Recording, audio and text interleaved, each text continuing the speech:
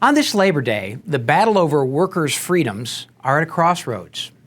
Though union officials and their allies in government use this day to claim to speak for America's workers, they are simultaneously hard at work trying to undermine the individual liberty of those same American workers. The last decade saw record advances for workers' right to free association, with 5 new states enacting right-to-work protections which defend a worker from being fired merely for a refusal to pay dues to a labor union he or she does not support. 27 states now protect this basic fundamental freedom, and as of last year, a majority of America's working men and women now work in right-to-work states. That's on top of the National Right to Work Foundation won 2018 Janice v. AFSCME Supreme Court victory, which recognized the First Amendment right of every public worker to choose for him or herself whether or not to fund a labor union.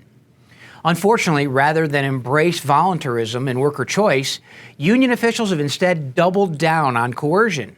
Their top priority in Congress, the so-called PRO Act, would add tens of millions of workers to the union bosses' pay up or be fired ranks by wiping out all state right-to-work laws by federal fiat.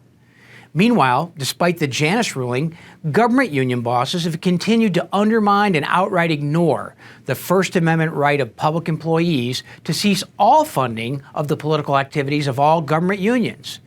This has resulted in dozens of Janus enforcement lawsuits nationwide, including 2 foundation cases currently pending at the United States Supreme Court.